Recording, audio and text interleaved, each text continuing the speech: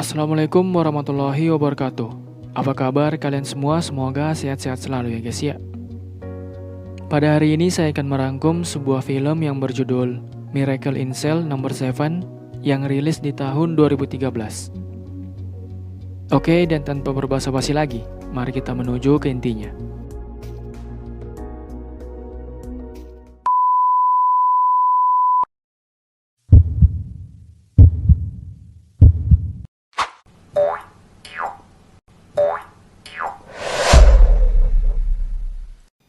Cerita berawal di pengadilan. Ada seorang wanita yang bekerja sebagai pengacara ingin membersihkan nama ayahnya yang dijatuhi hukuman mati beberapa tahun lalu. Ia sengaja mengangkat kembali kasus tersebut karena dia tak ingin ayahnya itu dikenal oleh semua orang sebagai pembunuh. Dan untuk membersihkan nama baik sang ayah, tentunya dia harus melakukan yang terbaik. 재판장님, 지금부터 제가 말하는 부분 어린 최지영 양을 유죄하여 성추행하고 반항하는 피해. Nama wanita itu adalah Yesung. Yesung menceritakan semua kebenarannya di hadapan sang hakim, yang dimana tepat di hari itu, ia bersama ayahnya sedang menonton kartun di TV sebuah toko. Sambil menonton, mereka berdua juga bernyanyi dan berjoget mengikuti gaya dalam toko kartun tersebut. Tak lama berselang, tas yang selama ini Yesung ingin beli di toko itu diambil oleh seorang pembeli. Melihat itu, sang ayah lalu masuk ke toko dan terus berkata ke mereka bahwa tas ini adalah milik anaknya. Melihat kelakuan aneh ayah Yesung, mereka lalu marah kepada dia, bahkan sempat memukulnya. Oh iya, ayah Yesung ini memiliki keterbelakangan mental ya guys ya. 뭐야? 이거 예승이 거예요. Si ayah bernama Lee Yong-gu. Malamnya sebelum tidur, Yesung berkata ke ayahnya bahwa jangan terlalu memaksakan diri untuk membelikannya tas seperti yang ada di toko tadi. Habis berbicara, mereka berdua pun tertidur. Besoknya sebelum Yong-gu pergi bekerja, seperti biasa Yesung menyiapkan semua perlengkapan dan menasihati sang ayah terlebih dahulu, agar tetap menjaga pola makan dia. Lihatlah tingkah lucu ayah dan anak ini sesaat sebelum mereka berpisah.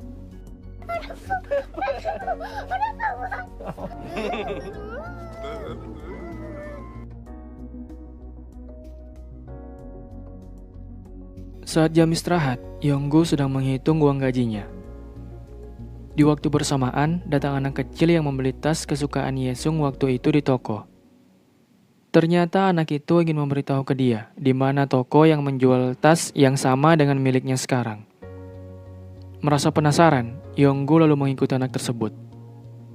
Akan tetapi, tak lama kemudian, ada seorang ibu yang melihat Yong-gu melecehkan dan membunuh anak yang tadi jalan bersamanya.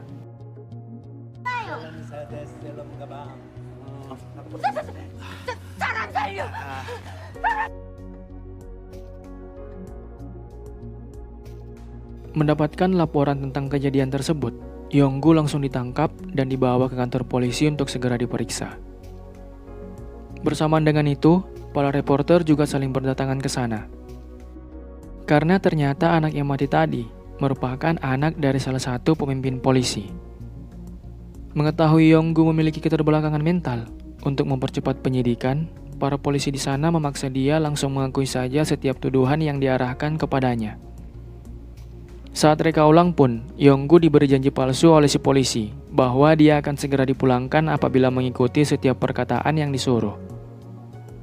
Mendengar janji tersebut, Yong-gu akhirnya terpaksa mengikuti perkataan polisi itu.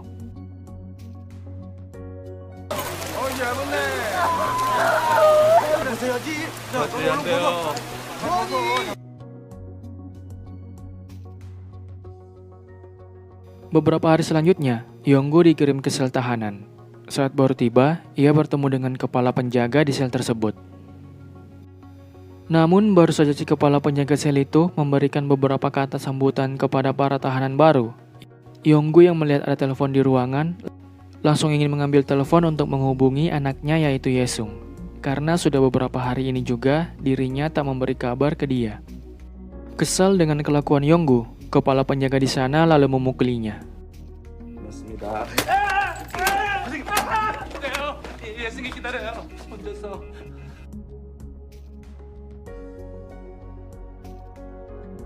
Setelah itu, ia dimasukkan ke sel. Di dalam sel, Yonggu bertemu dengan beberapa orang baru, yang juga merupakan penghuni sel tersebut. Bong-sik adalah seorang pencopet, Chun-ho seorang penipu, Man-bom ditangkap dengan kasus persinahan,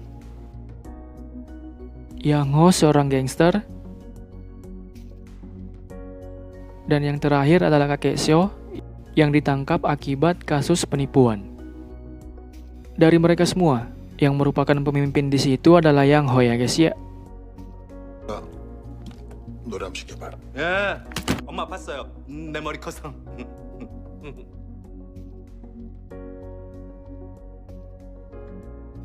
Dikarenakan Yang-ho tak bisa membaca, ia menyuruh Chun-ho untuk membacakan catatan kejahatannya. Mendengar beberapa kejahatan yang dilakukan Yonggu membuat Yang-ho cukup kesal sampai-sampai dia menampar bagian wajahnya. Karena mendengar banyak tuduhan kejahatan kepada anak kecil, mereka semua yang ada di sana lalu memukuli Yonggu secara bersamaan. Namun suasana di sana mulai berubah ketika Chun-ho membacakan tentang keputusan sidang yang diberikan ke Yonggu itu adalah hukuman mati. 사형.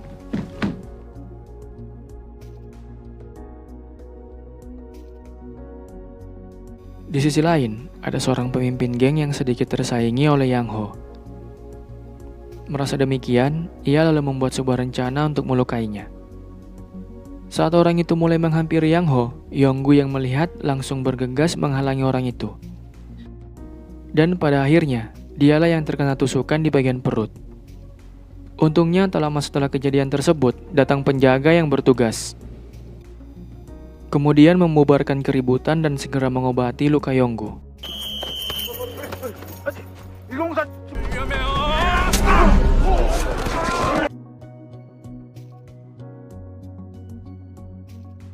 Setelah diobati, mereka semua kembali masuk dalam sel. Ingin membalas kebaikan Yonggu tadi, Yang-ho bertanya kepadanya tentang apa keinginan dia. Tak lama ia pun menjawab bahwa dirinya hanya ingin bertemu dengan Yesung. Mendengar keinginan itu, Yang-ho dan kawan-kawan lalu membuat sebuah rencana untuk membawa anak Yonggu masuk ke dalam sel agar bisa bertemu.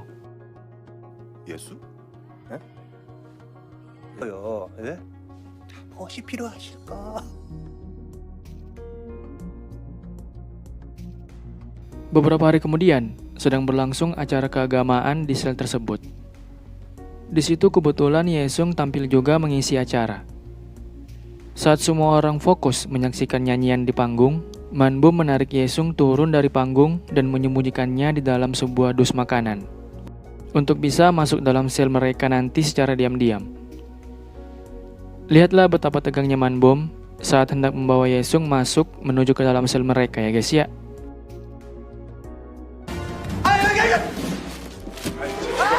예수가 좀 많잖아.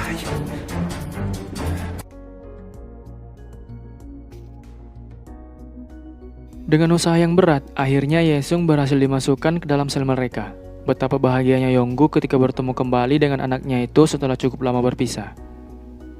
Namun di waktu yang sama, ada salah satu dari mereka yang kurang setuju dengan adanya Yesung di dalam sel. Karena menurutnya, apabila ketahuan maka hukuman mereka akan ditambahkan.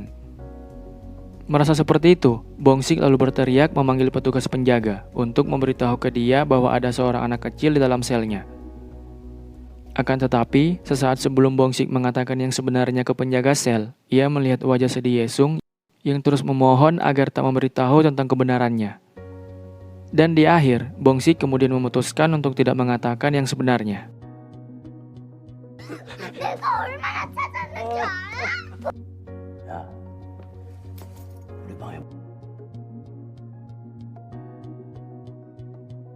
Rencana akan mengembalikan Yesung 2 jam kemudian setelah acara keagamaan selesai. Kerombongan dia untuk bisa kembali pulang. Tak lama berselang, Man-bom mendapat informasi dari salah satu tahanan di sana bahwa si pendeta mengalami kecelakaan di atas panggung tadi, yang mengharuskan acara terpaksa berhenti lebih awal karena si pendeta akan segera dilarikan ke RS. Mendengar informasi tersebut membuat Man-bom sangat panik dan langsung bergegas untuk membawa Yesung kembali ke rombongannya. Namun sial bagi mereka karena rombongan Yesung tadi ternyata telah berangkat sebelum dia berhasil mengembalikan Yesung. Ia mengakibatkan akhirnya Yesung terpaksa bermalam di dalam sel mereka. 그 목사를 섭외하면 어쩌자는 좀 젊은 사람도 있는 거 아니야?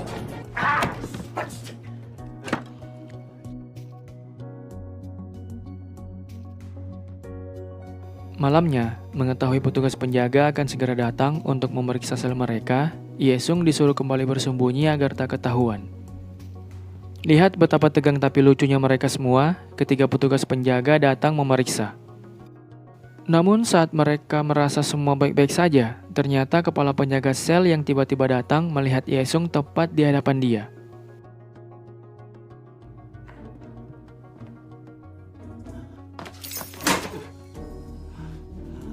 Oh ya, nama kepala penjaga sel itu adalah Jang Min-hwan.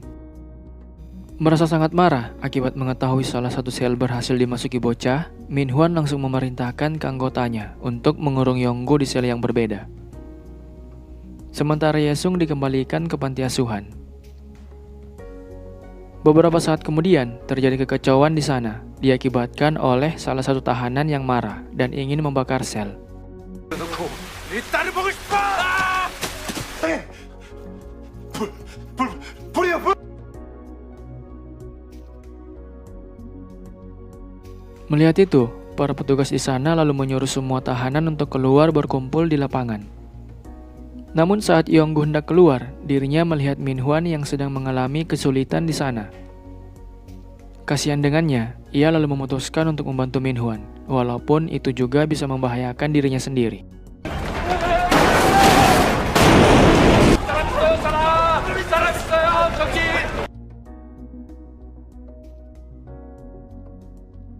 Sehabis kejadian tersebut, Min-hwan mulai percaya ke Yonggu bahwa dia tak mungkin melakukan hal sejahat itu ke seorang anak kecil. Di hari berikutnya, ia mulai terus memperhatikan Yonggu. Bahkan dia juga sempat menjenguk Yesung yang sedang sakit di RS. Di situ Min-hwan kembali terharu ketika mendengar Yesung berkata kepadanya untuk menangkap dirinya juga masuk ke dalam sel yang sama dengan ayahnya. 같이 잡아가시면 안 돼요?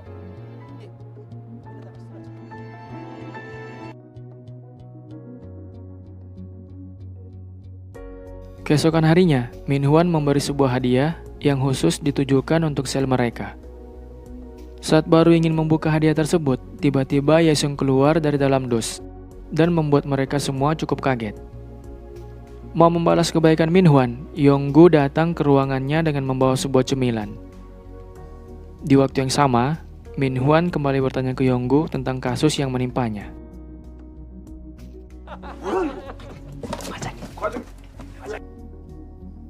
근데 넌 왜 죽였냐?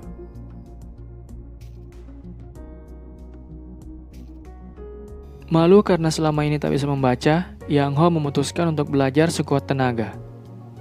Ia lalu meminta ke teman-temannya supaya mengajarkan dia segera, termasuk Yesung. Lihat betapa lucunya mereka semua saat mengajar Yang Ho menulis dan membaca ya guys ya. Setelah selesai belajar, barulah dia mulai membalas sedikit perlakuan para anak buahnya tadi. 새끼야. 아, 며칠씩 해도 그걸 몰라요. 진짜 답답하네. 씨발 진짜. Tak percaya Yonggu adalah orang jahat, Yang Ho dan kawan-kawan berencana untuk membantunya dalam persidangan nanti. Mereka kemudian terus bertanya-tanya mengenai kejadian tepat di hari itu, sambil mereka bekerja sama dengan cara saling bertukar pikiran guna mencari fakta yang sebenarnya. Setelah semua itu, Yonggu diberi sebuah catatan untuk dihafalkan nanti saat di persidangannya. 먼저 허리띠를 풀어. 혈액순환. 첫 번째, 먼저 허리띠를 풀고 Beberapa hari kemudian, akhirnya tiba di saat persidangan Yonggu akan segera dimulai. Akan tetapi, sesaat sebelum persidangan, ayah korban yang merupakan salah satu pemimpin polisi datang menghampirinya. Di situ Yonggu terus diancam bahwa apabila dia tak kena hukuman mati, maka Yesung akan terus kena teror. Mendengar ancaman tersebut membuat konsentrasinya buyar. Dan di dalam persidangan, demi melindungi anaknya, dia terpaksa mengakui setiap tuduhan yang diarahkan kepadanya. Yang akhirnya membuat dia tetap akan dijatuhi hukuman mati. 맞아요. 내가 그랬어. 내가 달게 받아.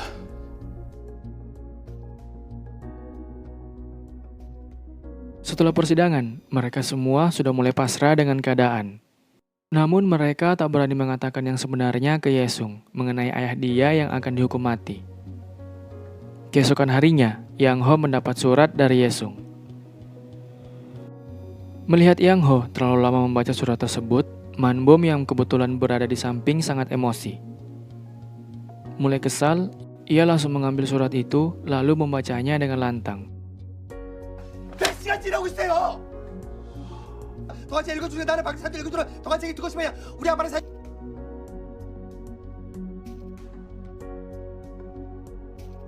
Mendengar hari eksekusi Yonggu tak lama lagi, Yang Ho kembali merencanakan sesuatu untuk bisa membuatnya kabur keluar penjara. Setuju dengan rencana tersebut, semua anggotanya lalu bersedia membantu. Akan tetapi, saat rencana yang mereka buat nyaris berhasil, ternyata balon udara yang dinaiki Esun dan ayahnya itu, talinya nyangkut di pagar dan menghambat balon udara tersebut untuk terus terbang ya guys ya.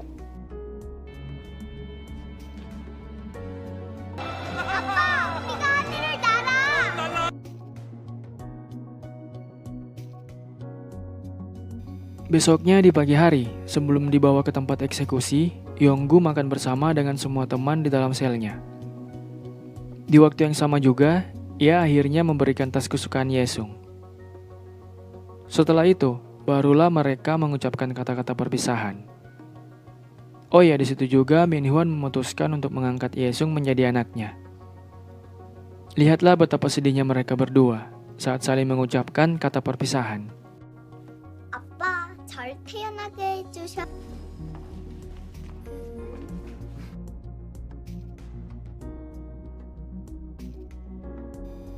Kembali di mana Yesung kini telah tumbuh besar dan bekerja sebagai seorang pengacara. Setelah dia menceritakan tentang semua kebenarannya di hadapan sang hakim, pada akhirnya keputusan terakhir dari hakim adalah memutuskan bahwa Yonggu tidak bersalah dan akan mencabut semua tuntutan sebelumnya yang ditujukan kepada Yonggu. Mendengar putusan tersebut, membuat Yesung beserta semua rekannya sangat senang.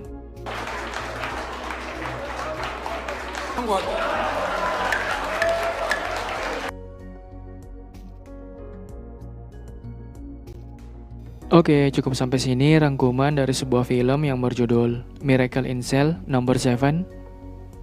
Jangan lupa di like, comment, share, dan subscribe juga bagi yang belum.